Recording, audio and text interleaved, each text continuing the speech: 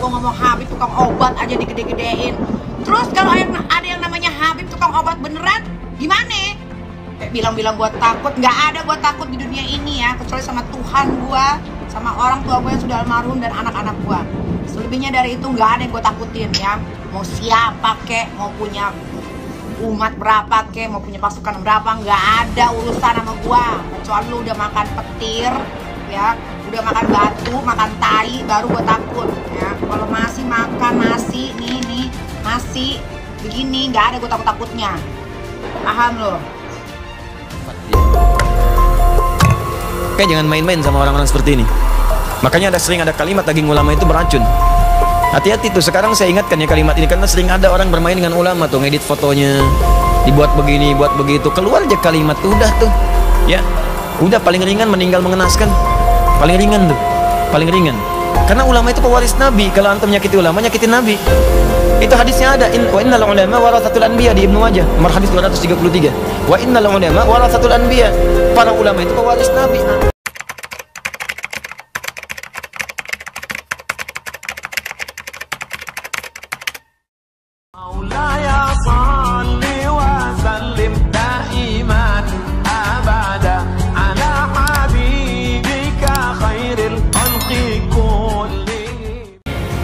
Antum sebelum turun tuh naik, sebelum turun lagi dudukin singgasana, pindah tuh itu.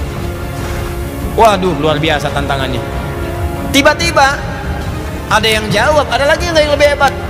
Tiba-tiba disebutkan oleh Quran, satu orang dari kalangan ahlul ilmi. Ahlul ilmi, bukan jin, bukan malaikat, bukan macam-macam.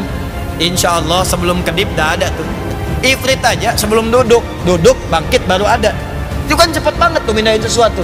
Bisa nggak mindahin kubah Al-Azhar? Ya, misal ke galaksi. Oh bisa, Ustadz tinggal bangun aja, begitu bangun pindah kubah.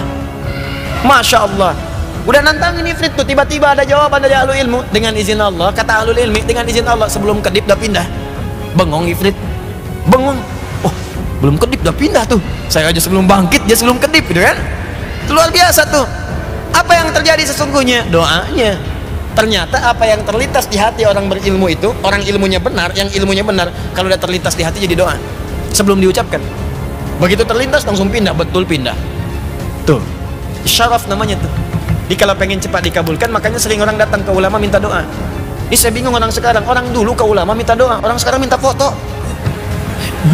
Touch selfie, bingung saya. Ya, ini orang dulu minta doa, ini orang minta foto. Ya. Dilarang sih enggak, cuman sayang gitu ya. Dulu begitu, ada seorang alim besar tuh di Bosnia dulu, daerah-daerah Balkan lah pokoknya itu. Wah, itu jangan main-main lah kalau sama ulama-ulama yang tawadhu, yang sudahlah udah levelnya itu sudah tinggi, sudah baik gitu kan, yang ikhlas, yang macam-macam.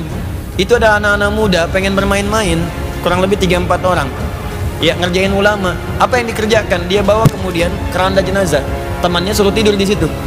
Yuk kita kerjain nih, katanya ulama hebat, kita bisa tipu dia, mau main-main. Begitu sudah datang di tempat itu, dia sampaikan, ya Syekh Fulan, namanya Syekh Yazo ya. Ya, begitu datang ke situ, coba katanya ini ada yang meninggal, bisa nggak saya sholatin gitu ya kan. Mereka udah nahan tawa-tawa, tapi ini ustadzan aja nih ulamanya, alimnya ustadzan. Dia katakan, benar ini meninggal, ya.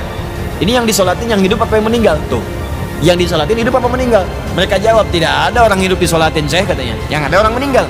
Sampai 3 kali nanya, 3 kali. Ini orang hidup apa meninggal? Orang meninggal katanya. Orang hidup apa meninggal? Orang meninggal. 3 kali disebutkan. Begitu sudah 3 kali, tanya lagi sayanya, ini orangnya baik apa enggak? Ini baik, orangnya bagus, baik. Ya, kami bersaksi. Makanya kalau ada yang meninggal suka ada yang nanya, ya, ahada khair, itu sunnah Nabi juga. Awas, bukan sembarangan, bid'ah tuh bid'ah. Bid'ah dari mana? Bukan, zaman Nabi ada. Nabi itu kalau mau nyolatin jenazah nanya dulu, ini orang baik nggak?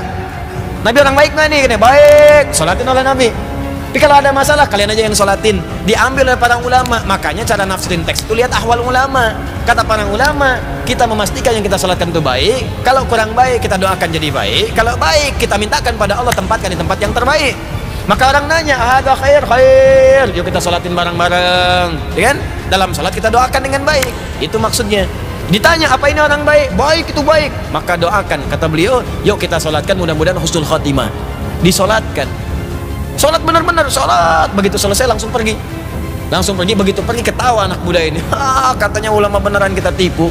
Katanya ulama beneran kita tipu juga. Kena deh kalau kata bahasa sekarang gitu kan. Ketawa mereka semua, begitu ketawa dia panggil yang di keranda. Hei bangun bangun, kita udah menang katanya. Bangun bangun, gak ada jawaban. Bangun, gak ada jawaban. Begitu dibuka sudah kaku. Selesai, wafat dia. Kayak jangan main-main sama orang-orang seperti ini. Makanya sering ada kalimat daging ulama itu beracun. Hati-hati tuh, sekarang saya ingatkan ya kalimat ini karena sering ada orang bermain dengan ulama tuh, ngedit fotonya, dibuat begini, buat begitu, keluar aja kalimat tuh, udah tuh. Ya, udah paling ringan meninggal mengenaskan. Paling ringan tuh, paling ringan. Karena ulama itu pewaris Nabi. Kalau antum nyakiti ulama, nyakitin Nabi.